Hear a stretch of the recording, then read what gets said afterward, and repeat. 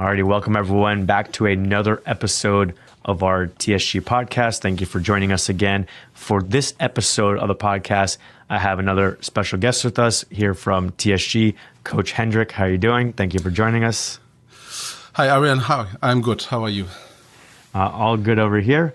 Again, thanks for joining us. And we're going to do a little discussion of maybe some different areas of programming and maybe go into, some details within like things that are kind of more popular now, like the golden microcycle, as well as maybe some things like fatigue management, because that's kind of what people have been asking us. But before we get into the actual discussion, I want people to kind of learn a little bit about you. Maybe people, our listeners from Europe, know you more and see you at competitions, especially in Germany. But then maybe some of our listeners from, like, let's say North America may not know much about you. So if you want to give like a background of, I kind of gave it away already, where you live, how you got into lifting, how you got into powerlifting, that kind of stuff. Yeah, sure. So first, thanks for having me. So I'm Hendrik from Germany. I have been a powerlifting coach since 2019. I have been with TSG now for 2 years. So I started like beginning of 2024. Before I did the internship, I think now it's called mentorship program. So that was, I did this in 2023. So I've gotten into lifting basically because I was very, very bored in the gym. Like, I really didn't like training with machines or whatever. And around 2010-ish, 2008, 2009, I discovered like starting strength from Mark Rippeto, the book, through an online forum, and basically learned about squat, bench, deadlift. I didn't bench at the time actually because I had some shoulder troubles and I didn't really like the lift, so I did overhead presses. So once I discovered those lifts, I really, I had a purpose again to go to the gym because I thought these were like exercises where it is fun to progress and actually where my body is doing something and not just doing some lat pull downs or some curls. That never was for me. So that basically started it. And then, I joined a weightlifting club in Cologne in, I think, 2016, 15, 16 or whatever. And this was before powerlifting, right before powerlifting really took off worldwide. Like, I guess in the US, it was a little bit earlier, but like in Europe and Germany, like when I went to the club, there was barely any powerlifters. And then so right when I started, this took off. After a while, I got into it just by accident. I really thought, well, when I do squat and deadlifts, I might as well do a competition. So did my first competition in December of 2016. And I realized that my talent was like mediocre, to say the least. So basically, I tried for like 1 or 2 years, and after that, I realized, I make progress, but not very, very much, or not that fast as other people. So I probably would have gotten out of the sport again because I'm very performance driven. But luckily for me, I met my first coaching client who turned out to be, she became a German champion later. So she was very talented, and that actually gave me the motivation to continue because now I had something, and I also like coaching. Like I did coaching in, for table tennis, when I was 18 to 20 or something. So that was something I really liked. And everyone in my family is a teacher, so it's a little bit in the genes. Yeah, and then I discovered coaching for myself, and it worked out really, really well. So basically, I think in Germany, everyone who is serious about powerlifting knows who I am. Obviously, the level in Germany is compared to the US or Great Britain is obviously a little bit lower, but I have one world record under my belt, I think 3 junior world championships, so there's a little bit. It worked out pretty okay until now, yeah. Yeah, and that was a question I was going to ask you is, kind of like your coaching resume. So you kind of already gave some of it as far as some junior world champions, some world record holders, obviously a number of national champions as well. For you, even though you call yourself, a mediocre athlete, what are some of the best numbers that you've hit? So I'm a heavyweight right now. That should be said. I have hit like a 275 squat, 162.5 kilogram bench press, and a 277.5 deadlift. Though I have done 285 in the gym.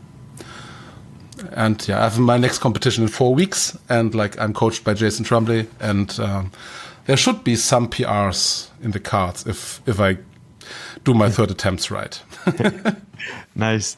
And then the other thing I asked too briefly before I get into the topic is maybe your other involvement in powerlifting, like your involvement as far as the official side. Like what else do you do? Way too much. So basically, I started at some point organizing the live stream for German national championships. So I took this over in, I think, 2022. Did this for 3 or 4, for like until last year, and then I gave it to someone else. And from like this role, I basically got into the national federation, the BVDK, where I am responsible for public relations, basically. I'm a state level referee, so which is like, like district, state, and then national. I just don't find the time for my national license. I plan to do it next year, but like, yeah. So, and obviously, obviously to me, obviously, we founded the biggest club in Germany, like in Cologne. Like we have the most athletes starting in national competitions. We founded this back in 2017 with Tim Konatz, who is the president of the federation. I think he is widely known by now because he's very outspoken about topics regarding the IPF. So we founded this club together with 10 other guys and girls, and we are now at around about 250 members all the time, which is, we are very, very proud of this, to be quite honest. That's great. And so, yeah, it's a great resume you have in a number of different aspects of the sport. I hope so. I mean, your resume, I mean, compared to you, we all look like children, but I'm working on it, like I'm trying to catch you, like. So some of that's also, time. Since I've been competing since 2011, I had more time. And those that have been competing since, the 80s or whatever have a much bigger resume than me. Yeah, I know. But like, I mean, it's really cool. I mean, I really enjoy working at TSG, and I don't know what to say. It's really cool having people around working with guys who have all this experience and top level coaches. So yeah, it's really cool. Yeah. So let's get into, I think maybe the first topic will kind of be, what's relevant now, which is kind of this discussion of the golden microcycle versus maybe more of a long-term top-down approach to planning. So first, for people who are listening, maybe they don't know what we mean by golden microcycle. How would you try and define it for someone? Yeah, so basically we discussed what we wanted to talk about in the podcast, and the topic of fatigue management came up. And basically this was a question or like a comparison that first came to my mind. Golden microcycle is basically you take like a specific, like for example, a week of training, and like structure it in the best way possible, like how you think it's the best way possible, and then you just like work on it until it's like perfect, but also you try to perform all the time. So you want, like, for your primary sessions, what you call the primary sessions in the week, you want to be very fit, you want to be able to hit PRs in most weeks.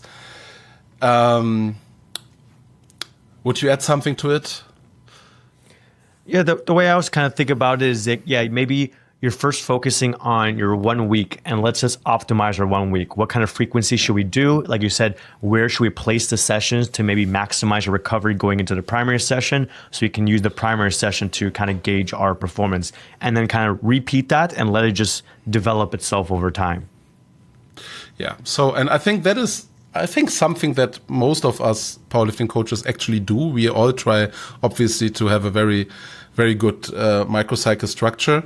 But like the question is like, how much focus do you place on any given single week, or more about long-term progressions? And so sometimes what is very beneficial for you in the short term might not be as beneficial in the long term. Because, for example, if you need to get a specific amount of work done, let's say for someone who's really advanced, 15 heavy sets of squats per week. Maybe it's a little bit extreme, but there's definitely people that do that. So now if you try to put this in like this, when you think about only like 1 week, like 1 week cycles, and you try to optimize performance for every week, this is most likely not going to be feasible in the long run, because like just fatigue will accumulate and you will develop some aches. Your body might not respond as you want to, and you might not be able to like go along any further. And then at some point you think, well, maybe my structure is wrong, but it's not really the structure is wrong. It's just like more, what is the focus of the current training phase, what you're doing, like, and what you want to achieve. And so that is basically why this came to mind for fatigue management. Even if you have like perfected your microcycle, and even like your maybe a mesocycle, so basically something like a 4-week cycle, you have to define what you want to achieve. And fatigue is a very, very important part of the equation. Like, generally speaking, I thought to like an analogy, like the question is, at what level of fatigue becomes training unproductive, you know? So you basically will run into situations where you have training blocks where your peak performance is masked by the fatigue you're accumulating, but you are still progressing, like you're still getting stronger. You just cannot show it right now. So, and obviously with social media culture, Instagram, everyone wants to show their heavy lifts all the time. And there's a very, very big focus on like short-term, like performing every week, showing something every week. Like, I mean, I think we just had this from one Sheffield competitor who basically said, well, I did this one super heavy lift in prep just for social media cloud, and it kind of wrecked me a little bit. So, you know, like, it's not only like beginners, like it's on all levels of competitions, everyone falls for this a little bit. Yeah, definitely. When I'm thinking of fatigue management, I think maybe a lot of people focus solely on the programming portion and maybe over focusing on the programming portion. So then when it comes to design the golden microcycle, you're like optimizing everything to like be 100% recovered for your primary session. So let me space everything out so that primary session I'm recovered, and make sure I have like low enough volume and low enough effort on my secondary day so I can perform well on my primary day. But like you said, is that going to be what's best for the athlete long term, or is that maybe what's optimized for currently? And then, yeah, there's the other aspect, like you said too, is then setting your athlete up for success rather than putting them in positions where they maybe make a bad decision in the moment, because we're all humans. We all make bad decisions in the moment. You know, we're hungry at night, you know, you grab a dessert that you shouldn't grab or whatever, and now your calories are off. And same thing here, like, oh, I should be doing an RP 8 or RP 8.5 single, but, you know, I'm in the gym with my friends. I got my favorite song on. You know, I need to post something on social media. Let me push it to like a 9 or 9.5. And in the moment, you're like, oh, man, I hit this cool PR. And then after the fact, after the competition, you're like, oh, man, I made a bad decision. I should have kind of stuck to the plan. Yeah, definitely. I think, and obviously this happens a lot, but yeah, generally speaking, I try to have a little bit a more philosophical view about like fatigue. So, I mean, think about like any, like in your life, like, or like in day-to-day life, fatigue is ever present basically. So, I mean, like when you structure your training around like always being like ready to perform, you probably won't do enough work to get better in the long term. I mean, that we already said, but like think about other areas of your life. Like sometimes when you go to work, you are tired. Like when you care for your children, you are tired. But you do it anyway, and it is still productive. And it's in every area of your life. Like fatigue is not a bad thing. I think that is what a lot of people don't really understand, that it is okay if you go train and your lifts are like 1 RPE heavier than they should be. So you don't have to cry in the corner and think, oh my God, nothing is working. Fatigue is normal, and it's all around us all the time and in training. And as I said before, like basically you want to find out how much is productive and at what point it isn't productive anymore. Yeah, agreed. It's like years ago, it was like a similar mentality sometimes people would say when it comes to like soreness, like, oh, if you're sore, like don't go and train. And the lifters would say like, hey, if I only trained when I wasn't sore, I would never train. And so it's like a similar thing with just in general, the term fatigue is like, if you're only going to train when you have zero fatigue, then you're never going to train. And that doesn't mean that you should be trying to minimize fatigue all the time. There's times where maybe you do want the fatigue to develop over sessions and over weeks, as maybe you're trying to build up work capacity, as maybe you're trying to develop more muscle mass, those kind of things. So depending on what your goal is, it may be okay to carry higher levels of fatigue. Yeah. And I think, I think this is one of the very, like, the most beneficial things of having a coach, because, like, in my day-to-day work, like, when I get the videos from my clients, I can see when something is great. I can see when something is just as expected. I can see if someone is a little bit under the weather, not kind of, but okayish. And I see when something is really completely off, like, okay, this is not right anymore. Like this performance should not have happened. So must be something wrong. And I think when you watch thousands and thousands of videos every year, like you have the eye for this, and I don't know. So mostly it's nothing to worry about. Yeah. And go ahead. Sorry. Continue. Go. Now, and as you said, like,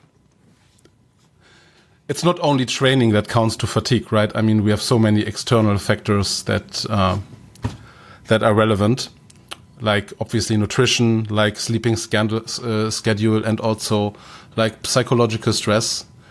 To be very honest, from my experience in like the last 7 years of powerlifting coaching, like when training is really, really miserable, it's mostly, in my experience, about some bad things happen in their private life or working life. It's rarely about like 2 hours I didn't sleep long enough, or I didn't hit all my calories today or last week. It's mostly about like things that are really like, yeah, psychological stress, as I said.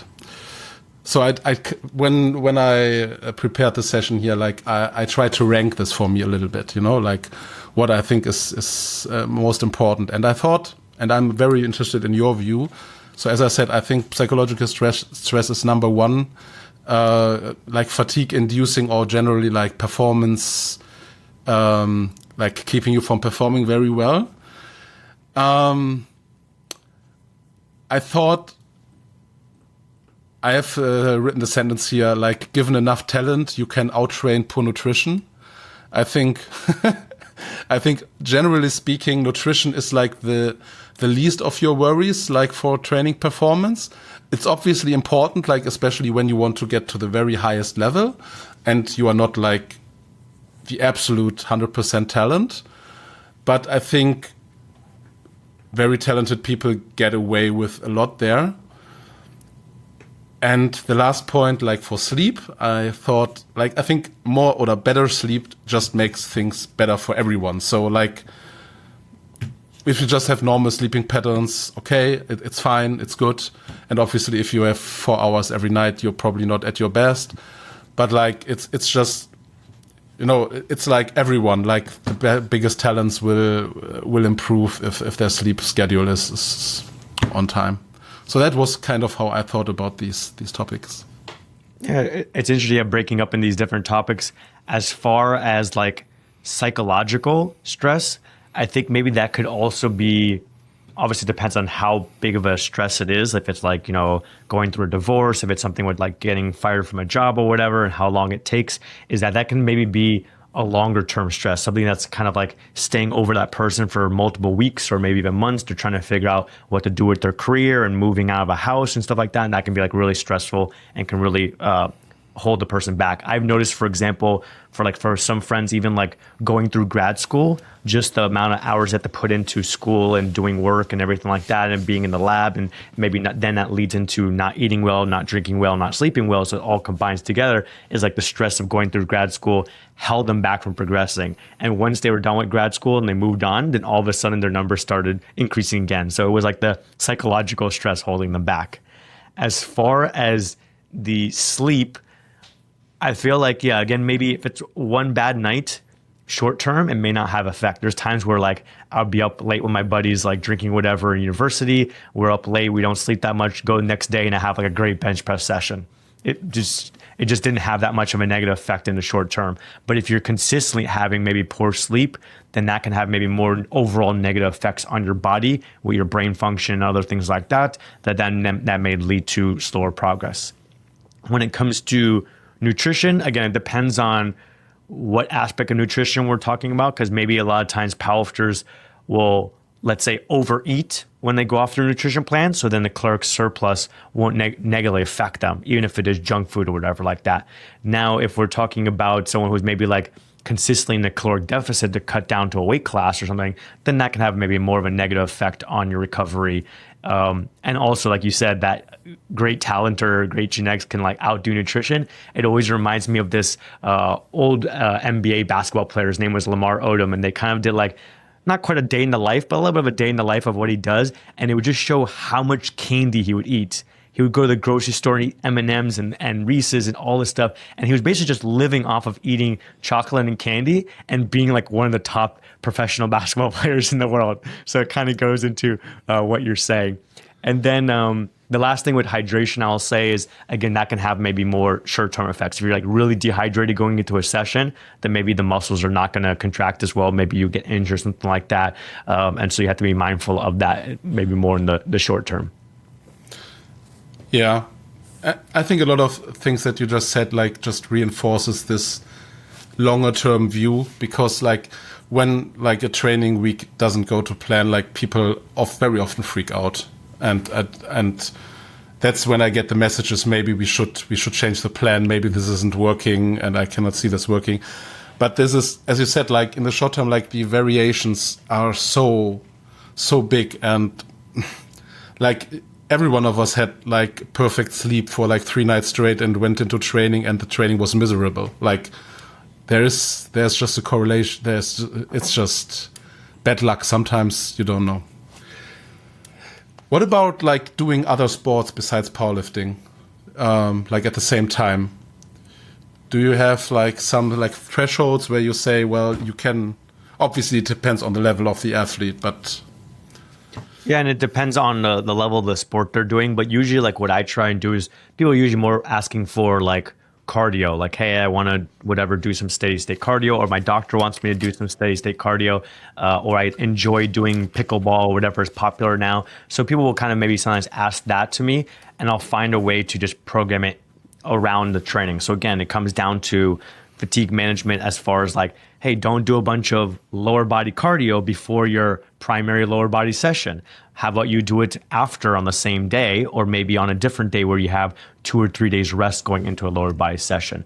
Or if you're going to do something that's very upper body, maybe if you're doing some kind of like rowing machine and swimming and tennis or whatever like that, then again, maybe be mindful of where you're placing that around a bench press session. So I always try and do that. A lot of my athletes are training 4 times a week, maybe 5 times a week. So it's not that difficult to be like, hey, if you want to do it on a training day, do it on these days after training. Or if you want to do it on an off day, do it on maybe this specific day before, enough time before your lower body session. If someone's training 6 or 7 times a week, then obviously it becomes a little more of a challenge. Yeah. So for example, for me personally, what I found out is when I do cardio, I can do like up to 45 minutes. And then I basically, the next day, I don't really feel it in training, like slow, steady cardio, not like intervals. But if I go like to 50 minutes, 55 minutes, then it will really impact me. So basically, I know like if I do this 2 times a week, I'm completely fine. You know, there's nothing happening. And I think there's also a lot of like athlete responsibility.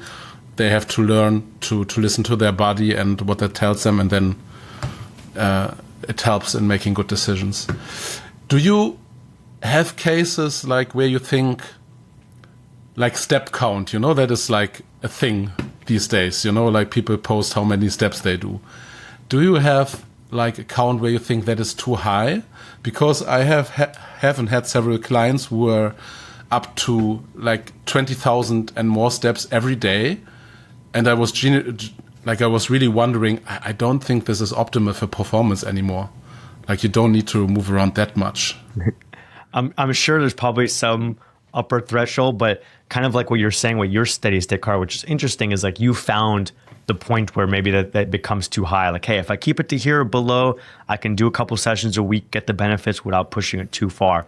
But also you may be able to shift that number up by, you know, periodizing it and maybe pushing yourself where now maybe in the future, let's say that I can do 55 minutes, but if I go above that, then that becomes too much. So if someone is starting off with, let's say, 3,000 steps a day, you're not going to be able to jump straight to 20,000. But maybe over the years, they build up from 3,000 to 5,000 to 6,000 to 7,000, and they can build up their steps where then they can recover enough. But I still think, yeah, there's probably an upper threshold where it's going to be challenging for your body to recover from all that walking and also all the training, which then oftentimes leads to like a overuse injury, like at the quadriceps tendon from just moving the knee joint so much.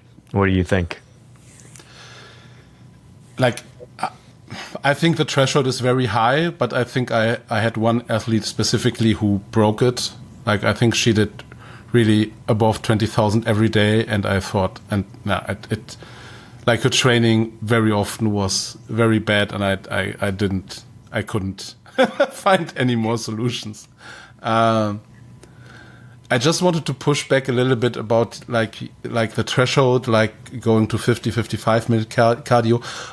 Generally speaking, I agree with you, because that is why we do training to, you know, change thresholds. But I think like for cardio at a specific like heart rate, it's also about like energy systems which are used at what specific times. Like, and I think like once you, for most people, obviously not for everyone, but once you go over 45 minutes, like the energy that your body uses, like the energy systems change, and I think then it gets a little bit harder to recover at least for serious powerlifting training. I mean, I discovered these thresholds. I mean, basically that is like the good thing of being out of shape, because like when you can only do so much, it's easier to say, okay, like when I go to these intensities, like it doesn't work, but when I stay in here like that, it's fine. So I couldn't do much more anyway, so which was kind of nice. Well, not really nice, but yeah. For people who don't know you, this is what Jason and I love about you when you were part of the mentorship, is you weren't the type that just said, oh yeah, that's great, I agree. You were always like pushing back on us and saying like, hey, I have a different opinion on this, or hey, what about this? So you were always like willing to think things through and push back. So I like that you did that here on the podcast as well. And I will do it all the time. Yeah. But yeah, going back to the bouts of walking or whatever exercise you're doing, yeah, I kind of see your point there, and then it becomes an equation of like, well, what's the person's life like? Like for me, or I'm doing all online coaching and working from home. I can maybe do a 30-minute walk in the morning, 30-minute walk at lunch, 30-minute walk at night, and get like 9,000 steps. And then I can maybe have my walking, during the house or going, doing errands, stuff like that, and get over 10,000 steps. But it's probably going to have not that much effect on me because I already do 10,000 steps and because I'm spreading it. But yeah, if I try to do 20,000 steps like as a hike in one session, that's going to have a much bigger toll on my body and negatively affect my lower body training. So then it's like, well, how many of these smaller bouts can we actually fit in a day before it just becomes some kind of more physically demanding job or manual labor job? We can kind of like term it as, where you're just doing so many steps and you're just damaging your feet, your knees, burning too many calories, all that kind of stuff. Yeah, definitely. I once read a newspaper article back when people read newspapers, which was about like a German, like a master. He was at like 60 years old, or like 55 to 60 years old. And he basically quit his job and said, I want to see what my body can do. He was a powerlifter. Like, it wasn't in an IPF federation, like it was, but he basically lived to train. Like, he got like a physiotherapist, I think it's the word in English. Yeah. So basically, like, he got massages like 3 or 4 times a week, like a professional athlete. He got a nutrition coach, he got an online coach, and then, I mean, he improved his total by like 3 digits. Like he did a 300 plus deadlift, etc. And I found this really inspiring. So like, if you say, well, I'm a powerlifter now, and obviously in this case, if you can do it financially, like, there's a lot of you can do when you are also like 40, 50 years old, like that. So fatigue management, basically, it plays a huge role. And there's a lot of factors involved.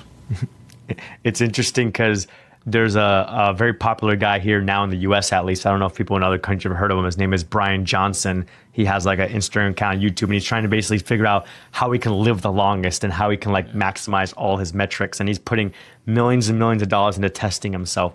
But it's interesting to see, like, for any particular factor, he's trying to find that, the optimal zone. So like, okay, we need the sun for vitamin D and to like get our circadian rhythm down. But then how much sunlight becomes too detrimental where maybe he's getting sunburn or get like skin cancer, something like that. So he's like finding the optimal range. Or like, hey, we can go into caloric surplus and increase protein to put on more muscle mass, which may be beneficial for us.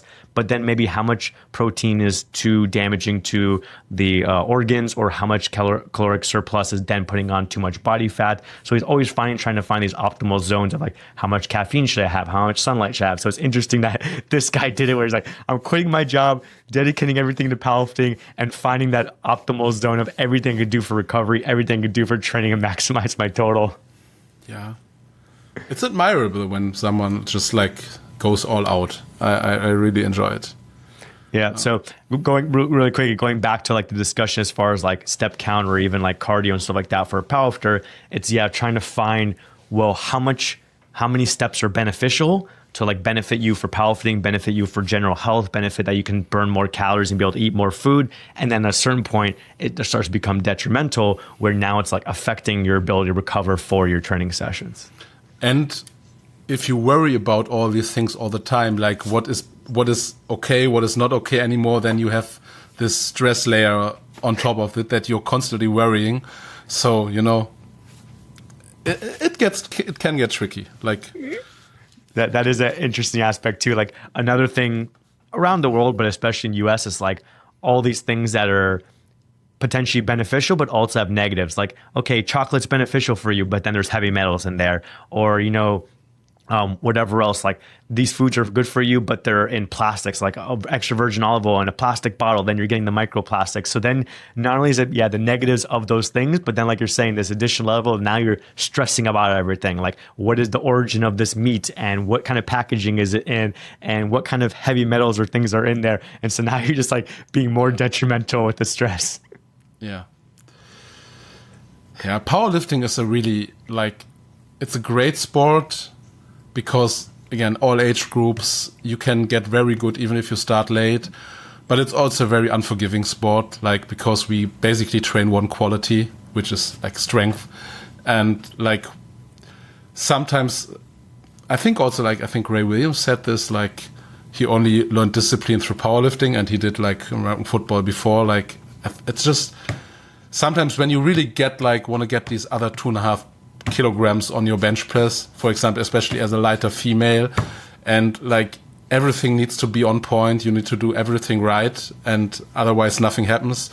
And in other sports, in soccer, if you are a little bit injured, from running, you can study the playbook, you can do whatever, maybe you can train headers, you can do so many things. But in powerlifting, sometimes, a lot of things have to go your way to get stronger. It's just and, really in interesting. other sports, you might also be able to, trade players and improve your team, or you get traded for like a winning team or whatever. In powerlifting, you don't get that unless maybe you're able to switch weight classes to like a weaker weight class. That might be like the equivalent to it. That's an interesting perspective. I've never thought about it like that. Yeah. Yeah, because I mean, in all sports, you have the aspect of like I tell people like in our mentorship is you could be the second best athlete in your sport. You can be the second best basketball player ever in history, or the second best powerlifter ever in history, but you happen to be playing at the same time as the best person. And so you happen to be playing at the same time as Michael Jordan or Serena Williams or Agata Sitko, and so you don't win. Even though you're constantly improving your total and you're getting better and better, you're winning nationals, you maybe even breaking some world records, you can't win because someone there is better for you. So that's like even across all sports. But yeah, I think maybe in other sports, you have the benefit of like, you can change more of your strategy, you can change more of your training, you can change which team you're on, different things like that to try and maybe affect whether your team can win or not. And in powerlifting, it's individual sport, there's non-contact, you're just mostly doing your own thing. So maybe you can change weight classes, maybe you can change coaches, but there's not as many changes that you can do. Don't have anything to add, to be honest. Yeah, it's true. Only I would say when you said Serena Williams, I would say Steffi Graf, but okay. And my US bias is coming out. I'm German, so what did you expect me to say? Yeah. So. What we can talk about as well that we had actually discussed when we were messaging each other back and forth, and it kind of came to my mind as we're having this discussion, is what kind of athletes you like to train. Like some people would like to train the elite and be like, oh, I'm going to take them even to the next level and make them the best in the world or best of all time. And some people like to start with people like never even touched a barbell and like, hey, I get to like mold this clay that hasn't been developed into anything. Yeah. So for me personally, I really enjoy like the journey from someone who is basically starting out or like after 1 or 2 years and discovers like he is talented, she is talented, and then think, okay, I should get a real coach, and then they end up with me. So I just really like to bring up talents. That is basically what is most fun for me. It's just so rewarding, and it's also like you work with younger people a lot. Like then, all these athletes tend to be younger, and then you basically like accompany them through their early stages in life and from adulthood, and like you are a part of a lot of things. You can basically, you can see them grow up a little bit. It's really cool. I feel like for like elite athletes, training elite athletes, I don't really like the pressure component, because someone who is already on a very high level, he doesn't want to be good in 2 years. He is good now and he wants to be better in 6 months. So there's a lot of like all out. And I don't enjoy the pressure, because I really like to plan, or like I think like the way I'm programming lends itself to like longer cycles of training. So that is, I think it's just obviously we want to train high level athletes, right? So I mean, it's rarely that you say no to someone. It's just when like maybe your personalities don't match up.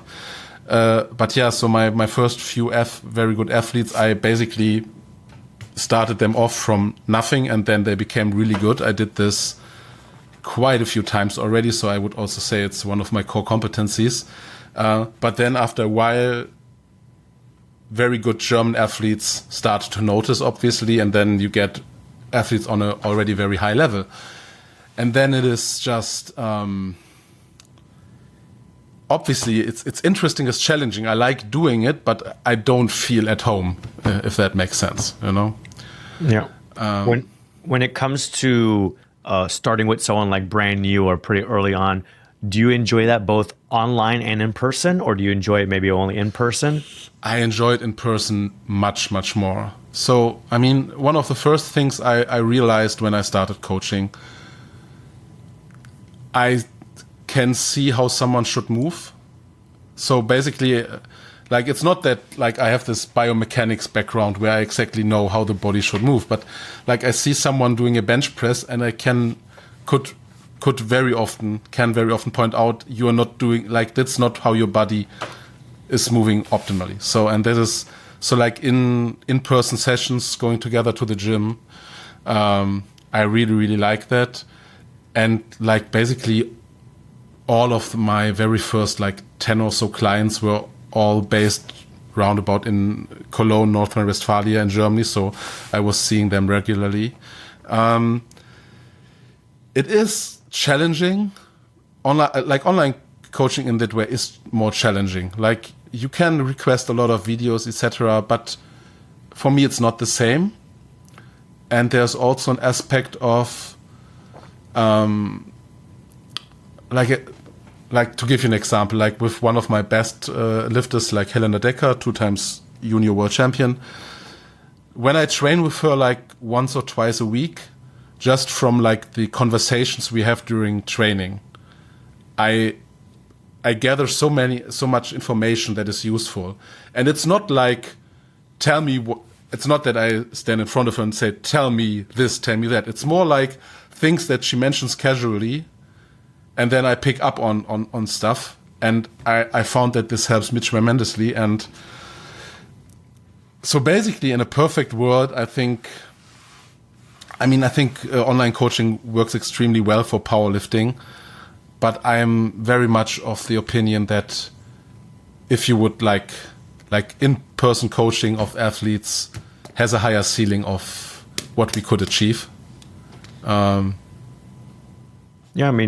I mean, like, that's the ideal scenario, is that an athlete finds a local coach that's like competent in their sport, and that a local coach can find enough athletes in their hometown where they can then make a living wage off of it. For us, for powerlifting, even though it's growing, since it's a small sport, we use online to be able to reach powerlifters all around the world. But maybe as it continues to grow and grow, major cities are going to have so many powerlifters in it that then maybe we get a little bit of a shift towards in-person coaching, because in person you could do so much more as far as being able to see things live, make adjustments live. And then, like you said, you're having conversations that you're not doing it on purpose, but like just natural discussions between sets that may lead to beneficial information for you as a coach to maybe make adjustments where you maybe don't do it, where you're just WhatsApp messaging the person or doing a weekly check-in email with that person. And also maybe a closeness. What I was talking with on a previous episode of the podcast I was recording is sometimes with our online clients, we maybe see them once a year, or maybe I've never seen them. I've coached them for 3, 4, 5 years. I've never met them in person. So it's different than being able to see someone even once a week or once a month. There's a different level of relationship there between the two. Yeah. And like, I think for the US, like on the collegiate level, I can totally see that, like you have a powerlifting coach that is there in person, and like every Monday, Friday, Wednesday, Friday, like he has 5 athletes in the team, and then that's basically the heavy sessions or the most important sessions, and whatever on Tuesdays and Thursdays you can program a little bit differently. But I would think this would work out great.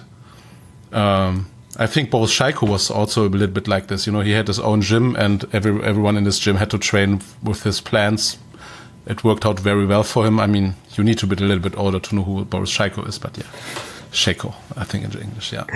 Yeah, I mean, I think some people still do the Chico Gold app or whatever, so I think his name is still living out there. Yeah. My programming was basically mostly influenced by Shaco. Like, this is the basics of everything, most of what I do. Like, I don't want to say, like, starting strength was a very big influence, and then both Shaco, and obviously nowadays, like, it's Jason Tremblay. It's just like we have been in contact so much. So yeah, he had been a very big influence. Yeah. Yeah. I think one of the other downsides to like online coaching that I've experienced with, for example, what group you like to work with is like complete beginners or fairly new, is that you have to have some more competency when it comes to training to do the online coaching, because you have to do things yourself, so to be more self-sufficient. And there's times where I've had someone want to sign up. I'm like, hey, send me your training videos. And they sent me their training videos, and like they weren't even squatting to depth. Like they didn't have their feet flat or their head down on the bench or anything like that. They weren't touching their chest. Like they were like complete beginner. And I was like, what city do you live in? I'm like, you need to go to this powerlifting gym and pay for like 2 or 3 one-on-one sessions and just have them teach you how to set up and execute the competition list, because it's going to be too much of a challenge to be able to coach you through all of this online, and you have to go do it and then come back and then just back and forth. Like you need to go spend an hour on each lift with someone in person where they can physically move you and see things from all angles to learn how to do the proper movements, and then maybe transfer over to online coaching. Yeah, 100%. And I think that like the sport has a long way to go. I mean, obviously, like the numbers we see at Worlds and at Sheffield, I mean, they seem absurd, but they are probably not on the very top edge of what can be done. And I think the more we all treat this as the real sport as it is, and have like even better structures in place, I mean, I think there's so much more to learn, basically. You know, I think that sometimes this is not a very widespread opinion, because people obviously recognize the value of coaches nowadays. But like sometimes when people say, well, I mean, we are all doing like 4 sets of 5 and 4 sets of 3 or whatever. And like, yeah, but I think people don't really pick up on the small distinctions in the work. Like you can, because like when you have, I mean, basically we are all working like in between like 60 and 90% of like 1 RM for all our training sets. And we have 3 lifts, and like each lift has maybe 3 or 4 like variations that are useful. And obviously you can build some muscle with some hypertrophy work. But like the way you can combine all these things is infinite. And you know, if I program like 4 sets for someone, or 5 or 6, like I have a reason for that. I always have a reason for that. I might not always be right, but I have always a reason for that. And these little things compound over time like crazy. It's the same thing with like the what we talked in the beginning, like fatigue management, like nutrition. Like if I have 30 extra grams of protein every day, that will compound over time. It's just the way it is, and I can see it in my best athletes. Like the best athletes are normally those that have their like externals very well in check. So, kind of a bit of a tangent here, but yeah. No, I like it. Yeah, I agree that yeah, sometimes people maybe attack coaching in general, just powerlifting coaching, and it's like, yeah, sure, maybe some of the numbers look similar, but then it's like, yeah, how are we sequencing these things? So going back to the beginning of like the golden microcycle versus maybe a top-down approach, is I feel one of the other downsides to the golden microcycle is like, okay, this might be what's best for you based on what you're capable of right now. But do we maybe need to start at another point as far as like an introductory week, like an easy point to build up to maybe that point? Or can we then do a way where we can shift where you're capable of to a higher point where you can handle maybe more volume or more intensity and still be able to recover well for your primary session? So we may have to program and progress in a certain way to be able to then allow you to get to that point. And so sure, we're all maybe doing 4 sets of 5 or whatever, but the way I'm sequencing it from an introductory week and building up over long term to build someone's work capacity to get to a higher point may be different than what someone else does. And maybe I get a better effect, or maybe I mess up my hypothesis and someone else does it right and they get a better result with their athletes. And then the other thing I tell to people is like, it's not just the numbers on the page, it's everything else involved. So like, yeah, you finding maybe the best weight class for your athlete, you picking the best attempts in a competition for your athlete, you tapering them properly so they can perform their best in the competition. When your athlete is feeling down and doesn't want to come to the gym and train with you, how do you communicate with them to keep them motivated? So there's all those other aspects as well, rather than just, oh, you're doing 4 sets of 5 at 80%. Cool, anyone can do that. Yeah, exactly. And especially the things in the beginning that you said, like, you know, building someone up over time. I have the feeling, like when I talk to powerlifters, like some people don't really understand that this actually works. Like, you know, like they say things like, I cannot tolerate this. And the thing is always, you cannot tolerate it yet. It's obviously there's a breaking point at some point, but it is in other sports, like for example, for cardio, like for like just running, like in the beginning, like you cannot do 30 minutes and at some point you can 2 hours. And it's the same in powerlifting. I have a very high level athlete that I've been training now for close to a year. She said like, I can only bench press 3 times a week. So we are now up to 5 times a week. And she messaged me lately that she said, my arms recover so much faster than like a year ago. So these things actually happen. And as we can see, like high frequency training obviously was a big thing in 2025, but we can also see that some athletes just, they profit so much from like doing like squats like 4 times instead of 3 times. It actually, they needed to progress because you cannot make the 3 sessions any harder or other, it's not really productive. So there's so much we can still discover. It's really cool. Yeah, I agree. And that's why sometimes I try and bring that same concept from other sports as well. Or even like you said, like running, like, okay, me and you say we want to start running 10 kilometers a day every day. We're both not going to be able to do it. Day one, we're probably going to both be like, okay, we only made it 3 kilometers, 5 kilometers. Like this isn't going to work. I can't run 10 kilometers. But if we start ourselves up at a point we can, like, hey, I'm going to run 2 kilometers a day until I get used to it. Then I'll bump up to 4 kilometers a day until I'm used to it. Then maybe months down the line, now we can consistently run 10 kilometers a day without feeling fatigued. And we're like, oh man, my legs even feel way better now than day one when I try to do 2 kilometers. And it's like, yeah, you built your conditioning up to that point. So same thing we can do with training. And it's interesting you pose the idea to your clients that way. I pose it to them sometimes of understanding the variables involved. Someone's like, oh yeah, I don't know how you deadlift 3 times a week. I can't deadlift that. I only can deadlift 1 time a week. I say, well, do you think you can deadlift the empty bar for 1 rep, 1 set every single day? Oh yeah, well, I can do that. Well then, okay, it's not the frequency in by itself. It's the frequency combined with the volume, combined with the effort to figure out what you're capable of and what you're not, because it comes back to fatigue management. How much are you recovering between the sessions in order to be able to do the next session? So we just need to find that sweet spot where you can maybe go from 2 times a week deadlifting to 3 times a week deadlifting. And then as you get used to that, we can then increase the volume or increase the effort. And then maybe years down the line, we go to 4 times a week frequency. And then you're like, oh man, 5 years ago, I was doing 1 times a week frequency and now I'm doing 4 times a week deadlifting. No problem. Yeah, definitely.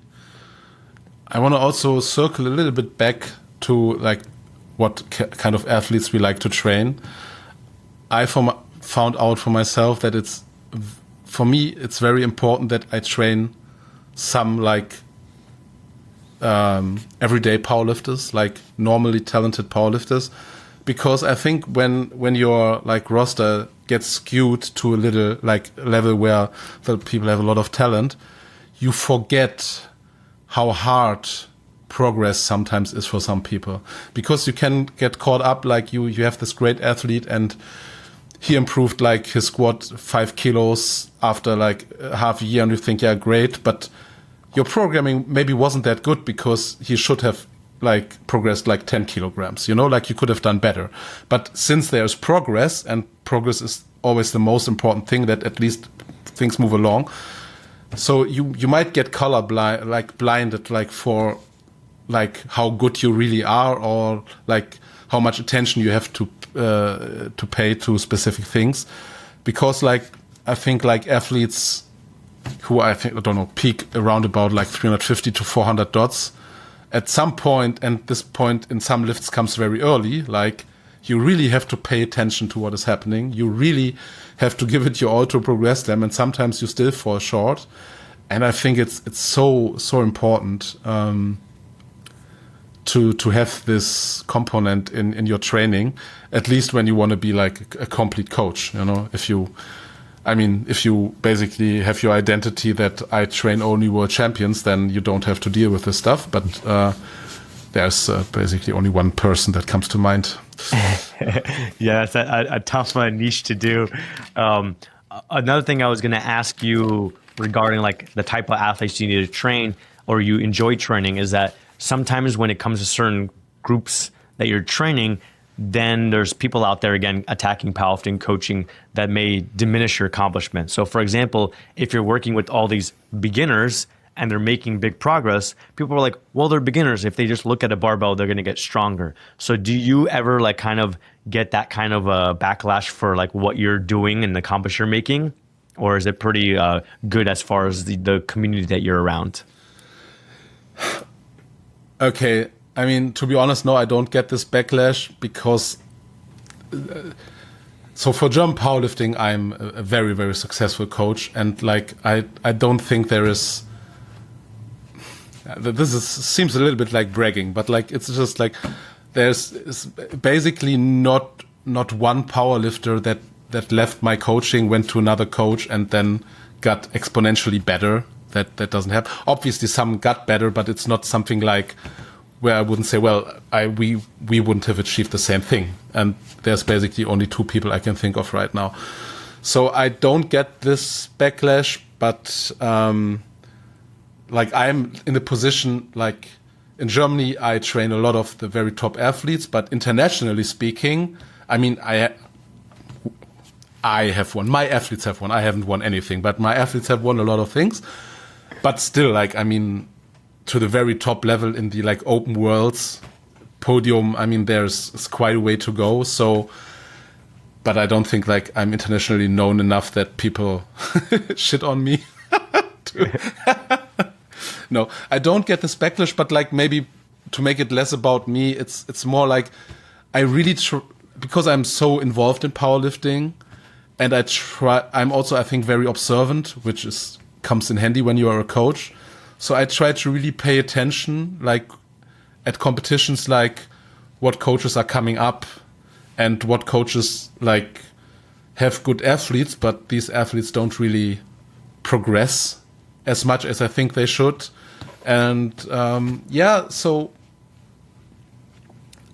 there's a lot of stuff going on, but I really try to identify like potential coaches as well as athletes. Like it's basically my go-to whenever I'm at a competition. I'm basically scouting, and I don't do it on purpose. It's just my natural outlook on things. Yeah, that's good that you have that, because depending on what group you go to. For example, I sometimes go into the powerlifting subreddit, and on Reddit, in general, people are more do-it-yourselfers. They're going to Reddit to like learn to do stuff on their own rather than hiring someone. So a lot of times on Reddit, there's like this bias towards like, oh, don't pay for an online coach. It's just a waste of money. They're just using a template. Like, oh, cool, they're training a world champion, but they're elite, so they're going to get stronger. Oh, they're training a beginner, they're going to get stronger no matter what. So there's always like this hate towards powerlifting coaching. But then, you leave that little world and you go to, the rest of the world, and maybe, there isn't the same kind of backlash. So it's good that in Germany, there's a good community there. I just don't go to subreddits. I mean, I think you just have to look at it empirically. Like mostly everyone that is really successful has a coach, and there's some exceptions. And for some people, like at some points in their career, they probably don't need a coach. I've seen this, like, so it's not like I mean, it's not like we are for everyone all the time, but like to discard the value, that's And I don't know about like for like bad coaches that use templates, etc. I mean, we all know this happens. We have all seen it. We see a lot, we have in our little TSG group, often that gets posted when someone has copied our training sheet again. Like we see, look, that doesn't look familiar. But like from my conversations with athletes, like athletes pick up on this. Like maybe not in 3 months, maybe not in 5 months, but basically look at coaches that don't have any athletes that stay with them longer than like 1.5 or 2 years, and there's normally a reason for that. Yeah, I think that it seems like maybe athletes are getting better now at like picking coaches and maybe like what research they do and the questions they ask. So yeah, a lot of times I tell them like, hey, you can look at what their educational background is to maybe see what their potential is as a coach. Then you can actually look at like their actual accomplishments to see what they've achieved with athletes, maybe athletes in the same category that you're in. And then you can always reach out to those athletes and see like how long have they been with that coach to see, okay, if this coach has athletes that have been around 5, 6, 7 years, then that's a positive thing. If all the athletes have only been around like 3 months and all the other athletes that have tried it for 6 months have all left, then yeah, maybe it's not as good of a sign. Yeah. I want to pivot as well, since we're talking a little bit about German powerlifting, is that every country or even each region has maybe a different culture to powerlifting, like how popular it is, how close it is, and things like that. So, for example, in the U.S., we've had some competitions at nationals that are like 1,000 plus lifters, 4 or 5 platforms going on the same time. We've have federations that have 20,000, 30,000 plus members. So it's a very big country, a lot of powerlifters spread throughout. And sometimes you may not know the majority of powerlifters when you go to a national championship. For Germany, what is it like? Do you know like kind of how many members you guys have and how close is it? Like this is a small community that everyone knows each other? So it is a community where everyone knows each other, definitely, but it's I think small. It would be a little bit underselling it by now. So I think we are comparatively to like France and Great Britain, so comparable countries in Europe, we are a little bit smaller, and especially on the at the highest level, but also in total numbers of competitors. But like our like boom and regression in numbers basically mirrored everything what happened in other countries as well. There's no real distinction. I think one particular thing about German powerlifting is like we are like organized in clubs. So I know obviously clubs are also in other countries, but we don't, like, at least in the BVDK, and it's really the only relevant federation in Germany. Like there's no such thing as a meet director, like what you, for example, have been doing a lot. Like a meet is organized by a club, always. So there's not really like one person that is known to do these special meets.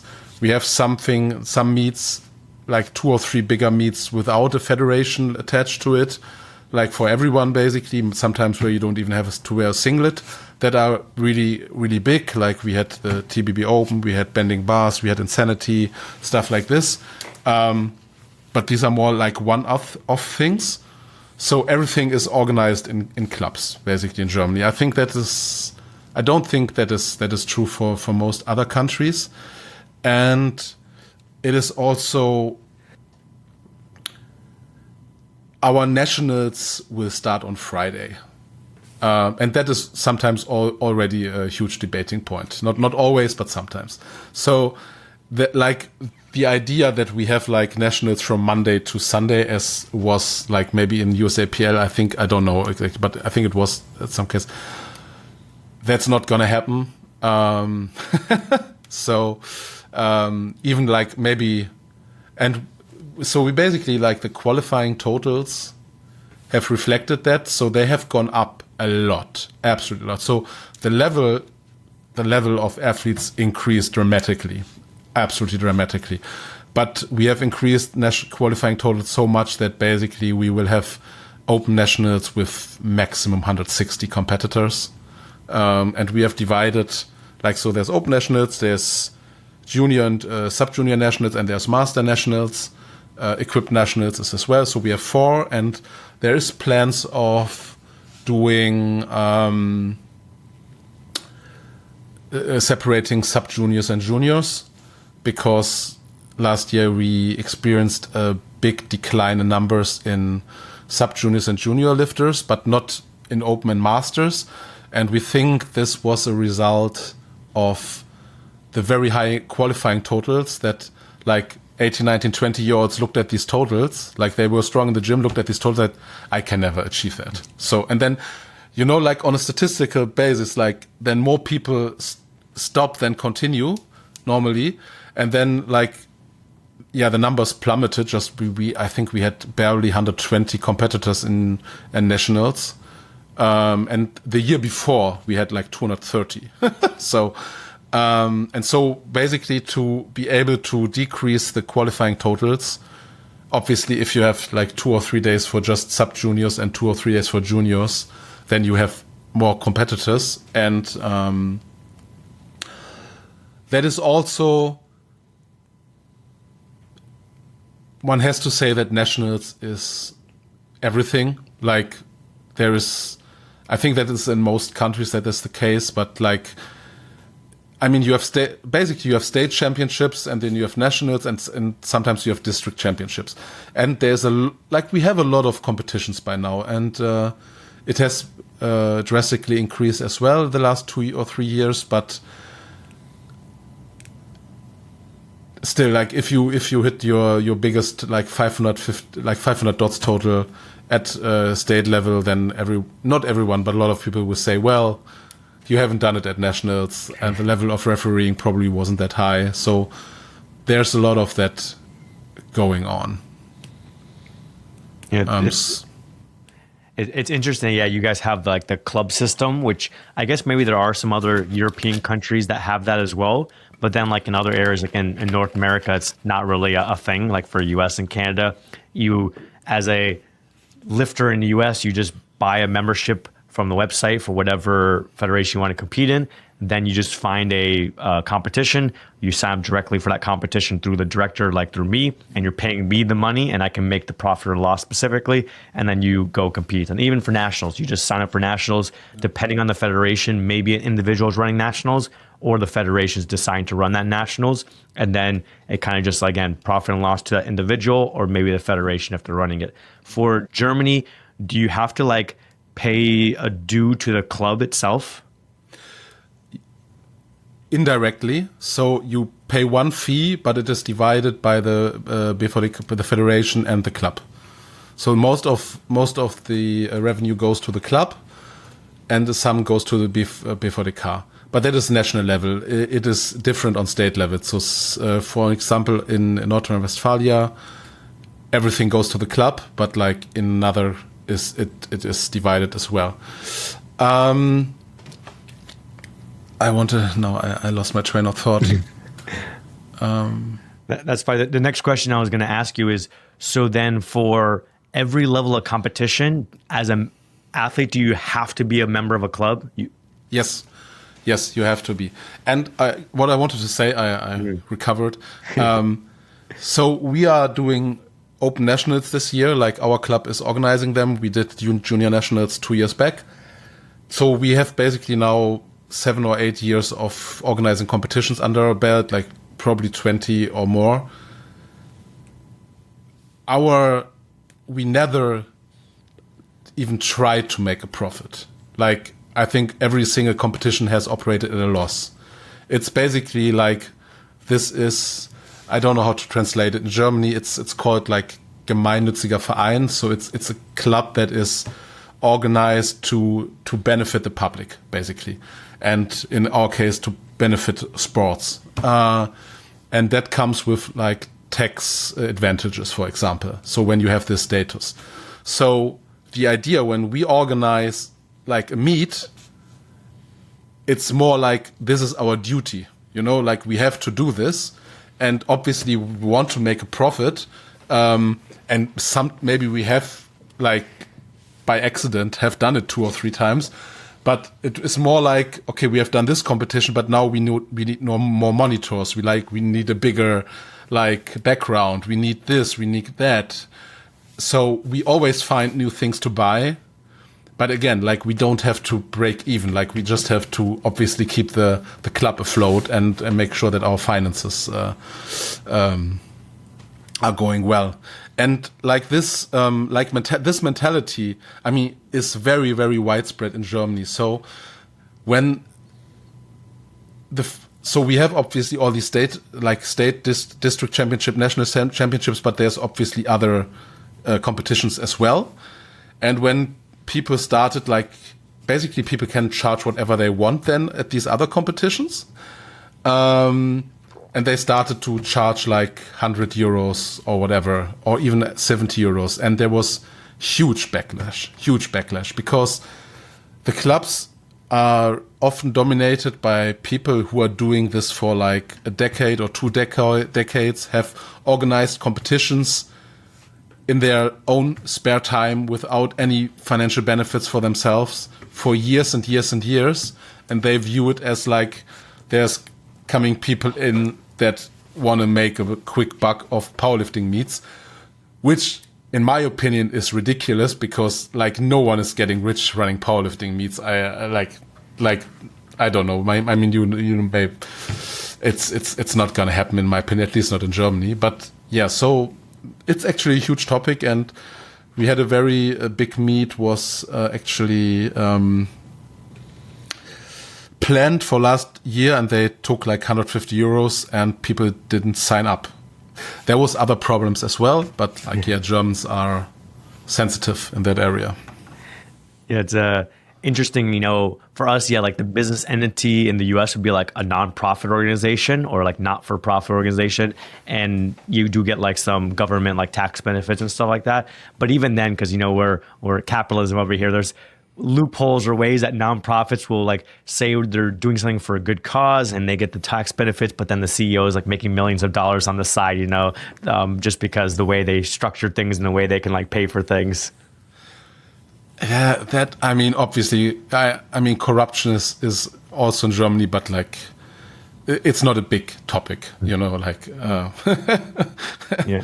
So in the powerlifting world, when it comes, for example, to meet directors, you do still get like some people that want to just give back. Maybe they run a powerlifting gym and they want to run competitions, even if they don't make any money, just to have it available for their members and maybe get more people to become gym members. And maybe some of the old school powerlifters maybe just do it to kind of give back to the sport that they've been around for decades. But there are people that then say, well, why should I run the competition if I'm going to lose a bunch of money? Or I'm going to put in all these hours of work and people are going to complain and I don't make any money. So I'm only going to do it if I'm going to make some profit. And so, for me, I run competitions at gyms that my friends have. So they're like, hey, we don't want to run the competition, run it for us. So I get the benefit of like not paying for a venue, not paying for the equipment and that kind of stuff, maybe getting some spars and loaders for the gym from free. Maybe we give like a month free of gym membership. So I can bring my expenses down a lot that way. And even then maybe, I'm making maybe $2,000 and then the gym is also making like $2,000. So again, we're not getting rich off it. We're doing maybe one a year, maybe two a year. And now if you then expand that to like someone wants to run it in a hotel, run in a convention center and buy more equipment and stuff like that, it's like you're going to go down so much money and then takes maybe a number of meets just to break even. And so even if you are trying to do it for a profit, there is still a lot of time, money, and effort you have to invest into it. And you have to kind of think about it as like you're giving back to the sport. Yeah. Since you just said like running it from powerlifting gyms, just for like Germany, 10 years ago, I live in Cologne. Cologne is the fourth biggest city in Germany. 10 years ago, there was no powerlifting equipment in Cologne, nowhere. Like, so there was not one steel 25 kilogram Leica or Rogue. It didn't exist. That is so crazy. And obviously the last 10 years have been a wild ride. So now Cologne is basically the center of German powerlifting. And in Bavaria, it's also very big. But basically, the culture is still evolving, everything gets bigger. Yeah, it's the same thing here. Like I remember I live in Miami, which is a very large city in the US. There was no powerlifting gyms here. And actually, the first ever like 24 access like powerlifting gym I ever saw was actually when I was doing mechanical engineering in 2012. I moved to Tulsa, Oklahoma, small city in a small state. And in that, there happened to be 24 card access to a powerlifting gym. And I was like, man, I've never seen a gym where you could just like go in anytime and just scan it and you go in and they have a model lift and they have like a bench with safeties and everything like that. This is awesome. And that was 2012. And then my buddy in South Florida in 2013 opened up his 24 access powerlifting gym. And since then, from like 2013, it's just been growing and growing across the whole US. So now in Miami, there's like 3 powerlifting gyms, and in a lot of other places in major cities, there's multiple powerlifting gyms. And now you get competition equipment everywhere. You get belt squats and reverse hypers and all that kind of stuff. So it's crazy to see how it's grown even here in the US, where maybe we're a little bit ahead compared to other countries. Now, when it comes to Germany as well, what's just like the general culture when it comes to lifting? Like, do people lift, or is it still seen as like, oh no, we don't lift because we don't want to get too big or whatever, or like women shouldn't lift? Like, what's the culture like? Oh, that is a very good question.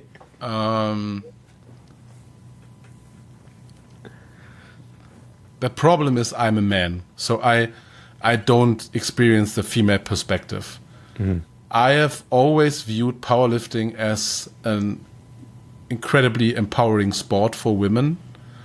So I mean, there were incidents obviously where men made fun of some competitors, especially like with pelvic floor issues, etc. But I mean, idiots are, like in all sports, there are idiots. Like 5% or 10% of people are just useless, and so I don't know. I feel the community is extremely welcoming, and yeah. So getting too bulky for women, especially, I don't view this as a thing. My younger like colleagues and my younger athletes tell me that there was like maybe like in social media the last 2 years like a little bit of shift back to skinny is great, but I don't think that this actually I don't really see it, to be quite honest. I think like in terms of like body positivity, like for not in the sense like maybe in the US, but like generally, like you can be bigger, you can be. I think everything is great about it. Like when I was in the weightlifting club and I was in the locker room and I was in a bad mood, someone asked me like, "Why are you in a bad mood?" I said, "Well, my weight it just sucks right now." And then he asked me, like, too much or too low? And that was the first time in my life that anyone has ever asked me if I maybe was too light for what I wanted to be. And that was such a great moment. So, and I think the sport is basically like this. To like maybe to broaden the perspective a little bit. So again, like German nationals, like the atmosphere is absolutely awesome. Like for open nationals, like really like, it's a great event, really, really. I think it's much better than like in most countries I've seen, and I think like Open Worlds in Chemnitz this year. I mean, I think people really liked it because like the German audience was really into it. I don't think it is, generally speaking, as competitive as it needs to be to create like really a lot of world-class athletes. I think there is still a lot of like weight class issues, like still a lot of people just don't realize how small the best athletes in their weight class actually are, like how and so there's always people that are like a lot of people that are 1 or 2 weight classes below what they should be, and a lot of them actually are not, as a general trend, a lot of them are not, they're viewed as a sacrifice to gain weight, to be in the right weight class, because that's another thing I recognize. There is a lot of, like, the bodybuilding culture is very strong, very, very strong. I think that's probably in most countries, because most people start with strength sports to build muscle and look good. But yeah, like, since you don't really you don't make money with powerlifting, you might make money with influencing, but you don't make money with powerlifting. A lot of people in Germany decide that it's not worth it, like to optimize their powerlifting performance and then be like 10 kilogram heavier. And I think that the pool of athletes that actually have whatever it takes attitude is just too small. Like it's maybe, I don't want to make things up, but I have to, like, maybe it's 25 in total in whole Germany, or maybe. And then, like, not all of them are super talented, you know? So, and then when you look at the very, very top of the leaderboards at Worlds, yeah, you basically don't see many Germans, because I think at the very highest level, people are not, don't do what it takes, or don't understand what it takes, or are not willing to do it. And I think this is a little bit of a broader topic in Germany generally. So if you look at our results in Winter and Summer Olympics since the 90s, basically the level in the medal table is declining. Like, obviously not like it's sometimes it goes up, but mostly it goes down. We get less and less medals, and when you read like comments in newspapers or social media posts or whatever, there's a widespread sentiment like, yeah, why should we give money to like athletes? Like, they don't deserve, they don't have any purpose, like they don't make my life better. They don't just do it for their own enjoyment, and all these, from my perspective, very short-sighted things. But like, there's generally not a culture of excellence I think in Germany generally, and in German sports as well. There's also a lot of pushback, like for like when we try to get the Olympics, like we haven't had an Olympic event since 1972 in Munich, because so basically, I mean, I'm over 40 years old, so I have a lot of history, but like when we didn't get Berlin 2000, we were just like, you are all stupid, like you should have given it to us. But there was never like this thought about like we have to apply 2 or 3 times and then finally we get it. And nowadays it's more like, well, we have to give $3 billion or euros to build all this stuff, and then like they ask the population just says no. And this is obviously not powerlifting anymore, but there is, in Germany as a country, there is like, excellence is something where people look at you a little bit weird if you try to achieve something. And I think this is mirrored in powerlifting. Like, there is just so few people who are just really, I will do whatever it takes.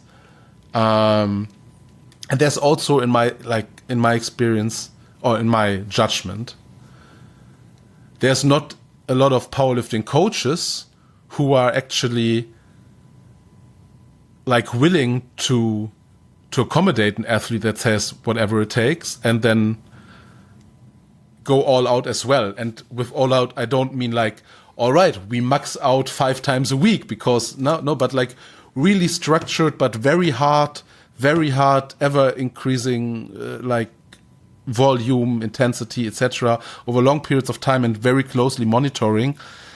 There is, as you can maybe hear, like I'm a little bit discouraged, a little bit. But yeah, so, but that is, that was not the initial question, but when I thought about this episode, that was what I wanted to convey, actually. No worries. Is Germany excited to host the next World Games, or is that not as important to the local people? So for our powerlifters, it's very, like, they are looking extremely forward to it. And I believe that it will be great. Like, once it is here, like, the population, it will be into it. I mean, I don't think it will be like China, where, like, I don't know, I think that it's more like volunteers and more like organized, and, you know, we have to keep a great image because, like, I don't know. I don't think as a, like, liberal democracy, an old liberal democracy, like, it is a little bit different. But again, there is, when the event is here, people will go there, and the before the car as a federation is planning everything towards 2029 to obviously some in equipped lifting, if it still is in the program, then we will definitely have some, and then obviously we have some wildcards for Raw, but the goal is that we have 1 or 2 athletes maybe qualify through like a podium at Worlds, which would be amazing. Yeah, I mean, there's advantages, disadvantages to hosting it in any country.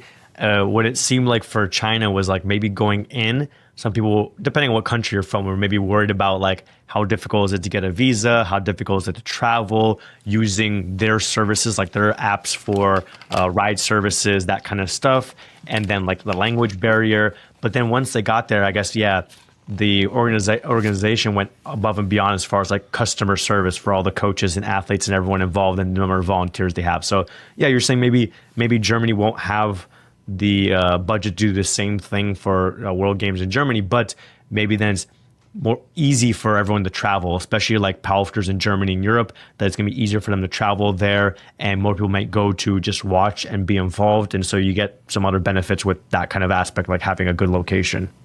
Yeah. And I have to say, like, watching like the World Games in China and reading like the reports from people who went, like my outlook on China has really drastically improved. Like, I never considered visiting, but like I followed this for 2 or 3 weeks, and I thought, wow, I really should go sometime. It looks awesome. So yeah, I think. Yeah. Another question I want to throw at you on the spot is, who are maybe some of your all-time favorite German powerlifters? So you don't have to use any of your athletes, because, obviously we're biased towards our own athletes, but like outside your own athletes, all-time classic equipped, are there any ones that you've really enjoyed watching or being friends with over the years?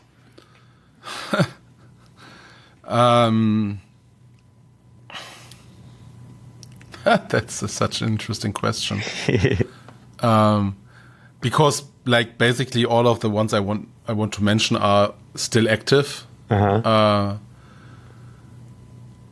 I mean, obviously, the one name that comes to mind is Sascha Stenderbach. He's a really nice guy, and he basically trained for like a decade to get to the very top, and he was so much ahead of everyone else. He did 550 dots when there were 2 or 3 people who did 500. So he was so much better than everyone else. I think like he could have become a world champion in somewhere 2021, 2022 if he like had put his mind really into it. Like he prioritized a world record at Western Europeans above Worlds. I think he could have won Worlds, and then I think at one Europeans he actually beat Emil and Gustav.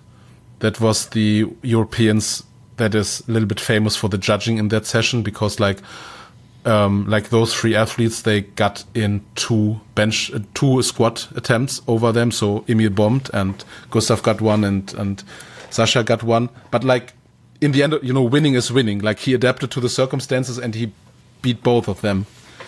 And then, but just from there on, like he didn't train hard enough to stay in this horse race, because he was on the level of the guys that are now every year at Sheffield. So, but he had a very long career. He was the world record holder. Amazing. Then obviously Sonja Stefanie Krüger, equipped athlete. I don't know, 700 times youth and junior world champion. I don't know how, like she won so many bench press and so many junior world titles. I think she won the open title once or twice. I'm not 100% sure. And I mean, like for like classic, like raw standards, she is not as strong as the top performers today, but she trained for equipped. She always trained for equipped. She got like 100 kilograms out of a squat suit and her bench press, whatever. And that is something like, there's like maybe 5 people in the world over both sexes that could get out of the equipment what she got out of the equipment. So if she would have trained for raw powerlifting, she would have been even she would have been great as well, but she didn't. So that is, because you sometimes, like, obviously equipped is not in the forefront anymore when people think about powerlifting, but there is extremely great athletes on the equipped side. They just have a different focus. I think it's very important. And she wants to come back, obviously, for World Games 2029. So, I mean, she's a teacher now, I think, so she's excellent. Then now Mara Hames, she got 4th at Worlds.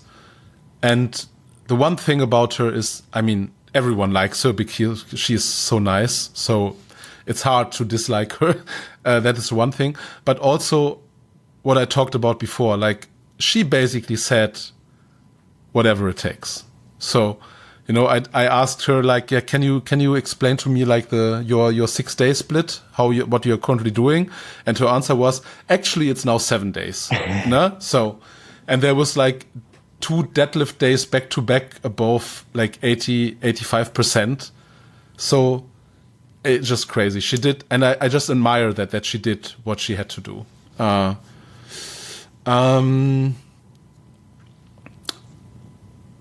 And if I could continue now, I would only name my own athletes. So maybe I don't, but maybe shout out to, I think this is necessary, like Tim Konatz, the president of a federation. Like, I've been coaching him for two and a half years or so now. And he was a national team athlete in, I think, 2017, 18, or 17, 18, 19, like for 3 or 4 years. He was 105, but he is tall and lengthy. Like, he is, I don't know. He is not 190 centimeters, but he looks like it. Like, so, but he should be 120, but he never was. And he didn't always train so smart, or just was unlucky. So he has a lot of injuries accumulated. So he had a great career. Unfortunately, he never medaled at international level. But when he came to me, it was more like, yeah, I wanna see, no, maybe I can do a little bit. And now, I mean, we increased his total, like his best total. I think we are now at like 42.5 kilos above his best total. Obviously is a little bit heavier, but we increased his best dots. And all of this without a bench press, because his shoulders are so, like, like we have a big PR, but he benches like 7.5 kilos less with 10 kilo more body weight, because his shoulders just cannot take it. And I think, first of all, he is amazing. He is very good for the sport, like even internationally for Germany, but also like his talent level. If he would, like, he as a 25-year-old, he come to me now, dedicated 120. I think he is a world-class athlete. It's just timing was off. What can you do? But like, yeah, so he is definitely one of my favorite athletes. It's interesting you named 2 of the people that I was thinking of as far as like German powerlifters that I've watched. So, and I apologize in advance if I mess up these names. First, Sonia Stephanie Kruger, because she's just ridiculously accomplished on the equipped side. I always liked watching her battle out at Open Worlds, and before that in Junior Worlds. The second one was Sasha Stendenbach, is that he was great to watch. And yeah, maybe because he was another one who did equipped and classic, that maybe the equipped training took a little bit away from his ability to perform better in classic. And maybe he would have gotten a world championship in the classic if he had known if classic started earlier, if he had made the switch completely to it earlier. But he's one of the people that I've actually met in person. Yeah, he was a very nice guy when I briefly spoke with him. And then the other one I always used to watch that you didn't name was Kevin Yeager, because he's another one that gets a lot out of his bench shirt. And so it's a little volatile when it comes to equipped bench, but you just never knew what kind of huge number he was going to put up if he was able to execute. Yeah, there was this ridiculous stretch where he like basically bombed for like 2 years straight, because like it was like bench and squat was so he was a great equipped athlete. He's probably coming back. Like he may be coming back. He lost a lot of weight. He is now a 93. He was 120 back then.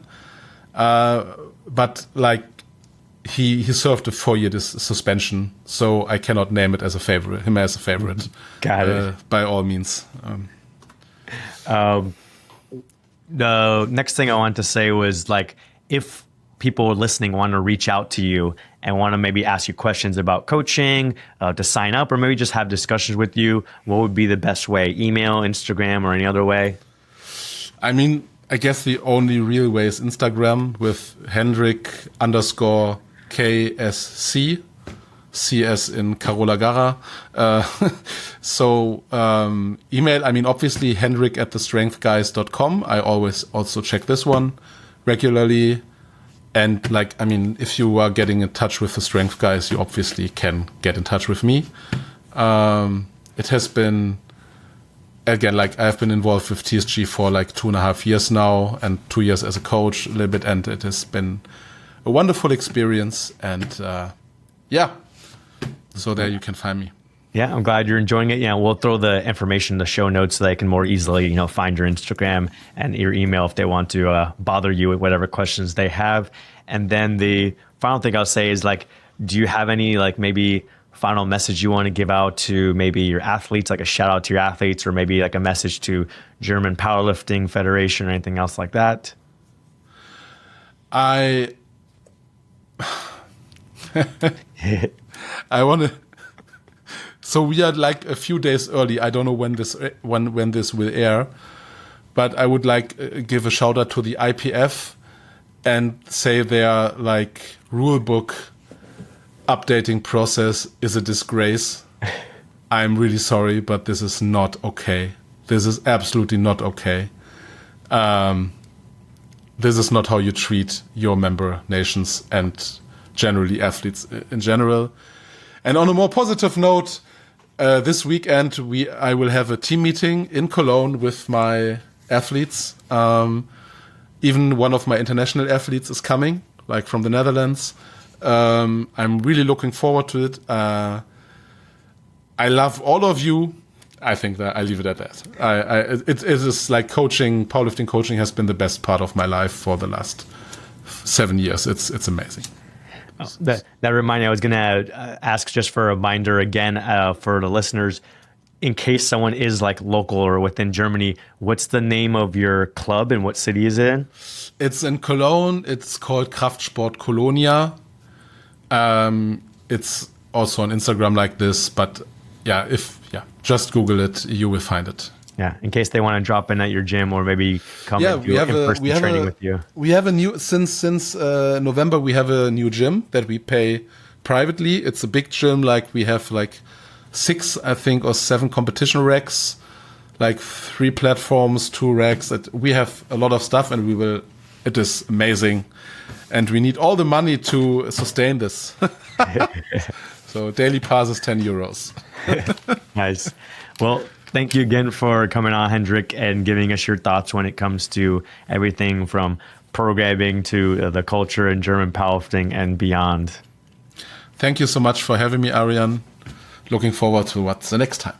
Yeah, we'll see when we come back in the future. Maybe discuss other topics around coaching. We'll see what people are interested in listening as people are listening to our podcast more and more. As always, thank you all for listening to our podcast as we're kind of getting this started, getting these first initial episodes out. So be sure to kind of leave us comments of what you think about this episode, what you maybe want to hear Hendrik and I talk about on a future episode as well. And we'll catch you guys next time.